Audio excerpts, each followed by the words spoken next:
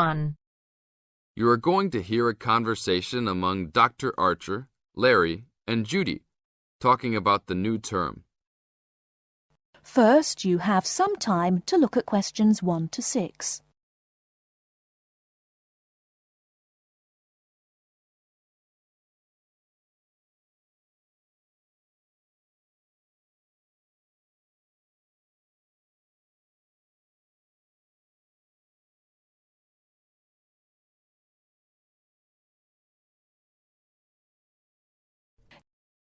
Okay, everybody, welcome back to the new term. I hope you've all had a good break and that you're keen to start on your research project. What I'd like to do this morning is to give you a chance to ask questions about the project, requirements, ways of approach, how to get help if you need it. Today is informal. It may be already written on paper, but it's nice to have an opportunity to have it confirmed. So, any questions? Dr. Archer, is there a confirmed due date yet to hand it in? Yes, I can now confirm that it's 16th of July, not 15th as first advised. Okay? And what about the word limit? Well, there is some flexibility on this, but in general it's 8 to 10,000 words. Ah, I see. And you can choose your topic, anything from years 2 and 3. Yes? I still can't work out what I want to do it on. In that case, you should see your course tutor to agree on your final topic, and you should also be aware that there is special assistance available at the library on library resources if you need help on that. Can I just check on the deadlines for everything? Certainly. Look, let me write it on the board when each stage should be completed. First of all, you've got to work on your basic project outline, and that's due in to your course tutor by 21st of February. Which is only 2 weeks away, so you need to get cracking on that. Do we have to include a full reference list by then too? No, your reference list is due on 6th of April, which is 1 week later, so you have time to discuss this with your tutor. And when should we be doing the research? Well, that's over a 1-month period, essentially April to May. And the write-up? Well, you need to do quite a bit of research before you get going on your writing, so that's really May to July, with the due date for handing in on the 16th. Any more questions? Before you hear the rest of the conversation, you have some time to look at questions 7 to 10.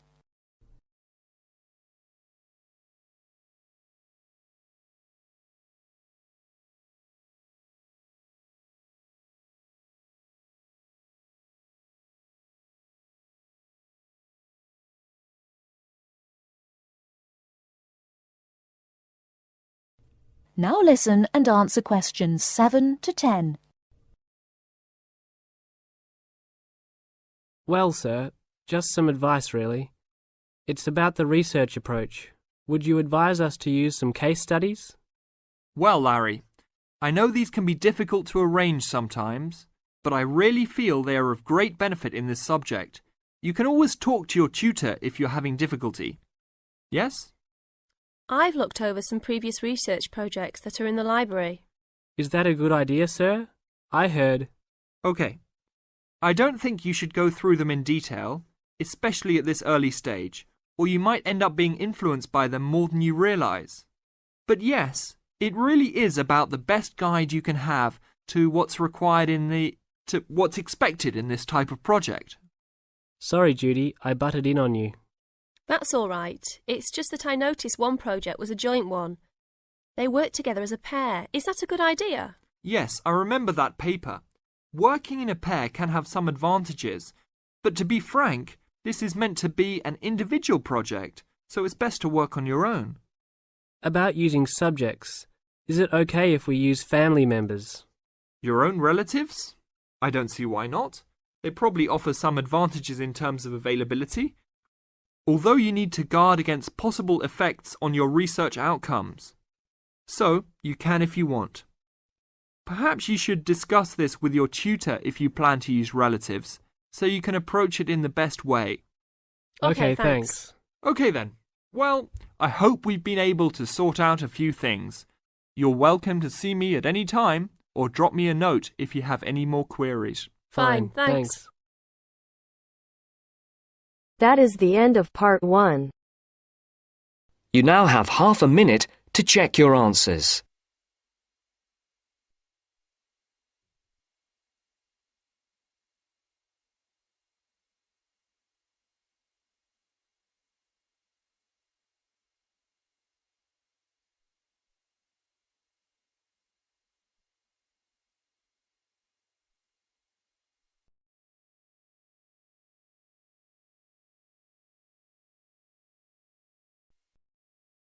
Now turns to part 2.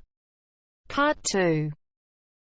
You will hear a member of the local council describing plans to redevelop part of the seafront of a coastal town. First, you have some time to look at questions 11 to 15.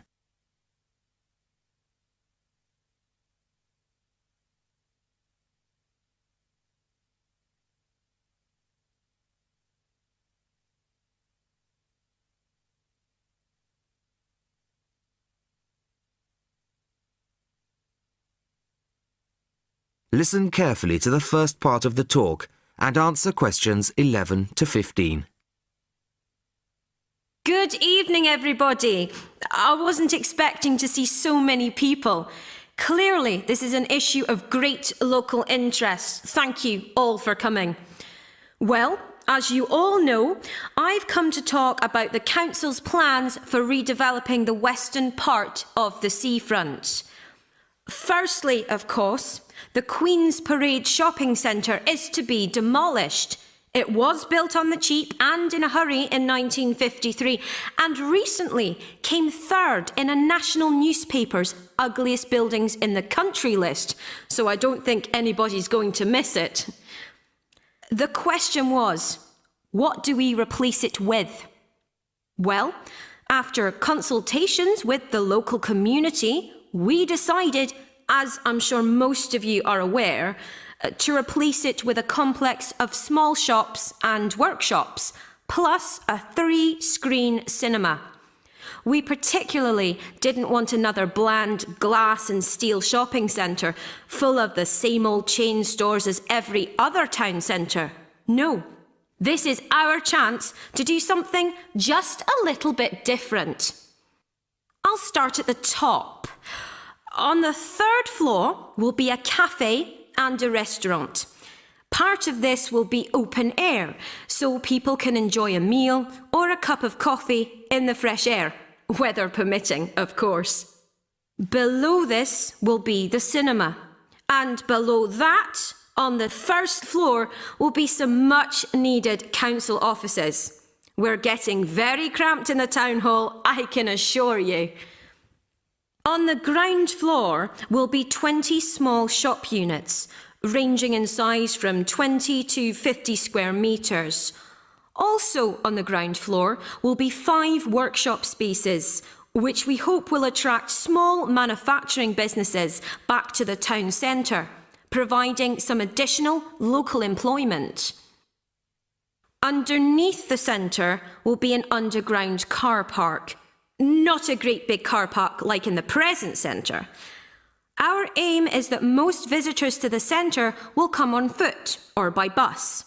In fact, the car park will be restricted to people working in the centre and disabled visitors. Then, and perhaps this is the most exciting part of the project, the beach in front of the new complex is going to be completely transformed. We're going to extend the beach. Yes, extend it. 10,000 tonnes of sand is going to be brought in to make it into a proper beach, instead of the dirty little strip of sand it is now. As well as being for the enjoyment of local people, we're hoping that a decent beach will attract more visitors to the town, and that has to be good for local businesses. Before you hear the rest of the talk, you have some time to look at questions 16 to 20.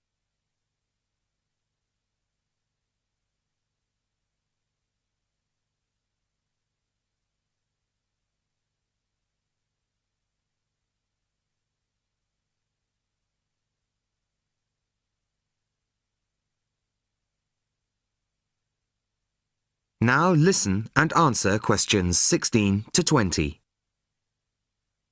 Now I must emphasise that these plans have not yet been finalised. That's what this meeting is about. Of course, it's vital with a project like this that we have the support of local people. After all, we work for you and it's your money that's paying for it. So, first of all, the plans for the new centre are going to go on display in the town hall. They'll be there from Monday the 5th of March until Friday the 6th of April. Plenty of time for anybody who's interested to get over there and have a look at them, I think. There'll be a suggestions box in the same room as the plans. Anybody who has anything to say is welcome to fill in a suggestions form.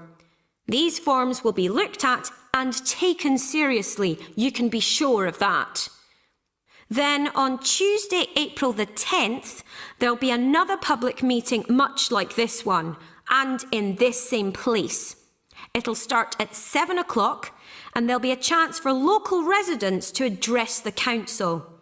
We'll also report back to you on the results gathered in the suggestions box. Anyway, I'd now like to hand you over to my colleague, my fellow councillor. That is the end of part 2. You now have half a minute to check your answers.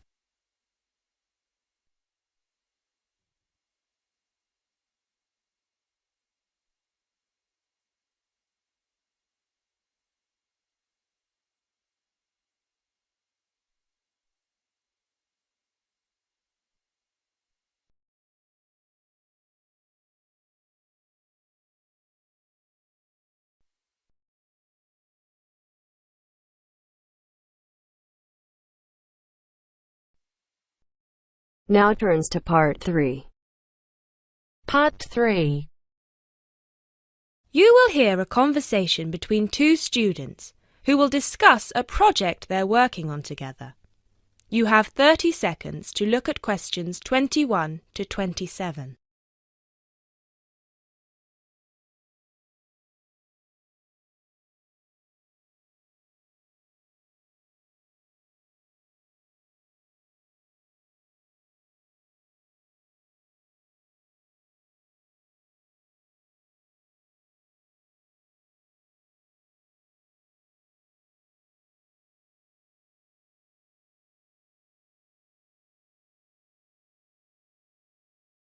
Hey Jess, glad you could make it. We've got a lot to discuss. Hi Matt. Yes, sorry I'm a bit late. I did bring all my notes with me. Yes, me too. Where shall we start? Well, I think it would be a good idea to clarify our objectives just one more time. Yes, good idea. Okay, here we are. We need to record, photograph, and identify the plant species in 10 1-square-meter plots.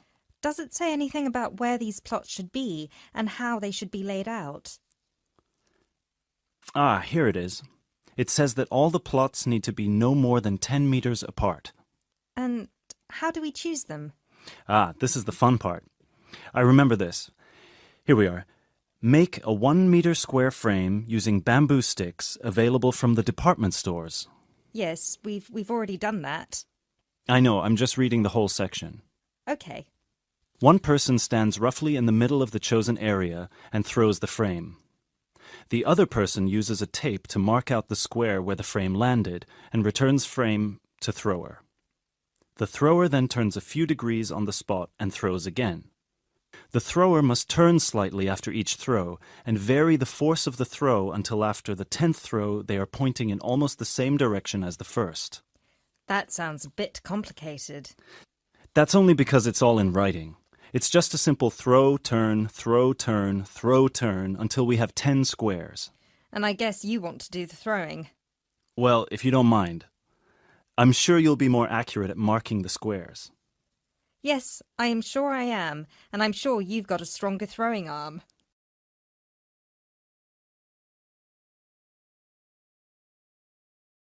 You now have 30 seconds to look at questions 28 to 30.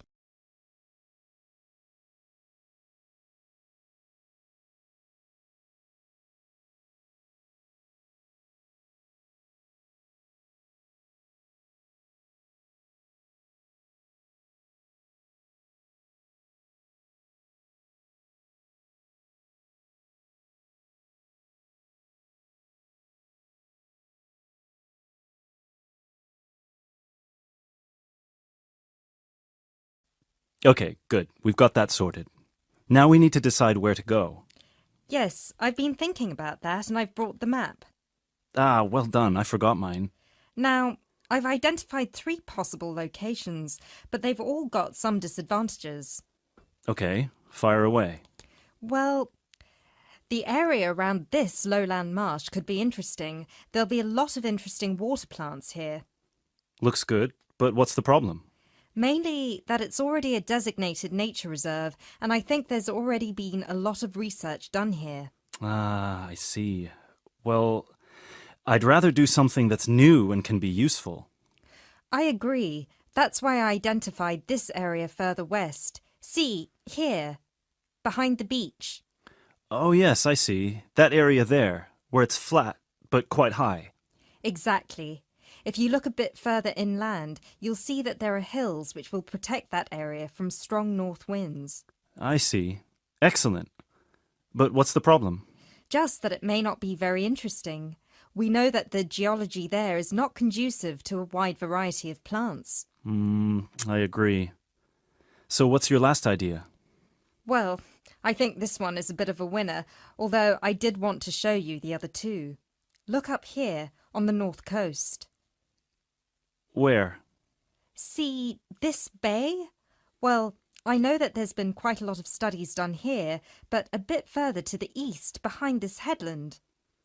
No one has ever looked at that. Well, I certainly couldn't see any studies. That is interesting. And the plant life could be a bit different because of the shelter from the wind the headland provides. Exactly. Brilliant, Jessica. That's a great idea. We'll go there. Thanks. Now all we have to decide is when is a good time. That is the end of part 3. You now have half a minute to check your answers.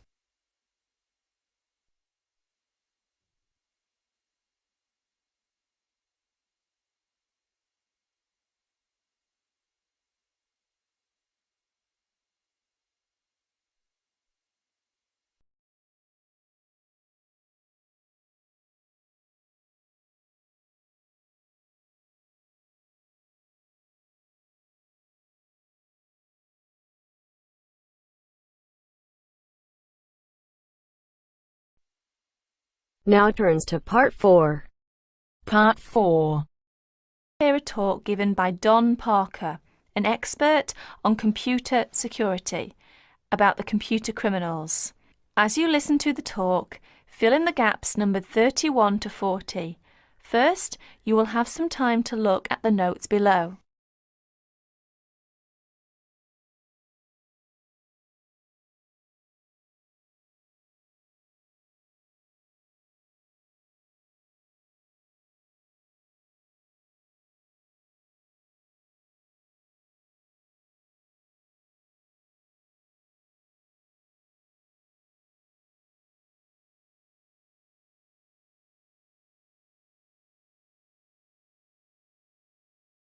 Now listen to the talk.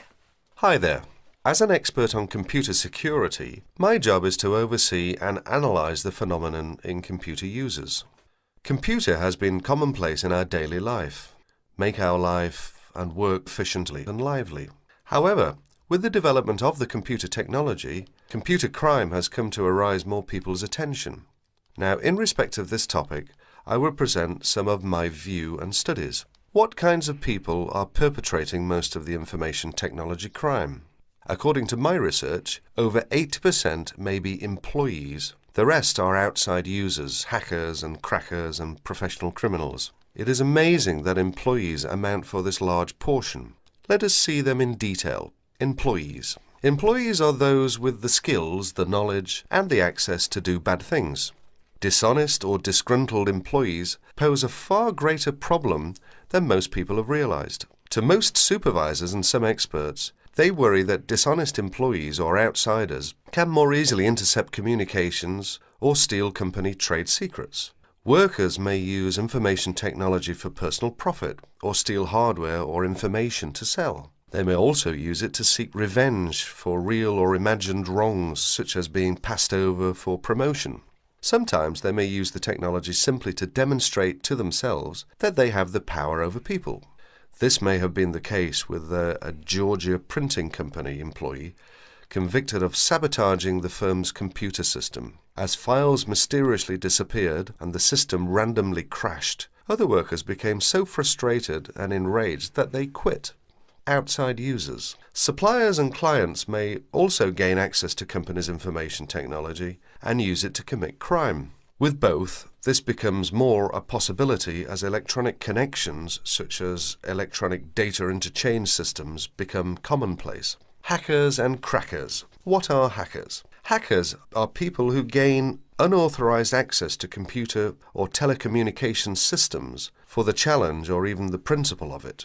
Crackers also gain unauthorized access to information technology, but do so for malicious purposes. Crackers attempt to break into computers and deliberately obtain information for financial gain, to shut down hardware, pirate software, or destroy data. The tolerance for hackers as the benign explorer has decreased. Most communication systems administrators view any kind of unauthorized access as a threat, and they pursue the offenders vigorously. And educators also try to point out to students that university cannot provide an education for everybody if hacking continues. Professional criminals. Members of organized crime rings don't just steal information technology, they use it in a legal way as a business tool, but for illegal purposes. For instance, databases can be used to keep track of illegal gambling debts and stolen goods. Drug dealers have used pages as link to customers. Microcomputers, scanners, and printers can be used to forge checks, immigration papers, passports, and driver's licenses. Telecommunications can be used to transfer funds illegally. As information technology crime has become more sophisticated, in 1988, after the last widespread Internet break-in, the US Department created the Computer Emergency Response Team, or CERT. Although it has no power to arrest or prosecute, CERT provides round-the-clock international information and security-related support services to users of the Internet. Whenever it gets a report of an electronic snooper, whether on the Internet or on a corporate email system, CERT stands ready to lend assistance. It counsels the party under attack, helps them thwart the intruder, and evaluates the system afterwards to protect against future break-ins. That is the end of part 4. You now have half a minute to check your answers.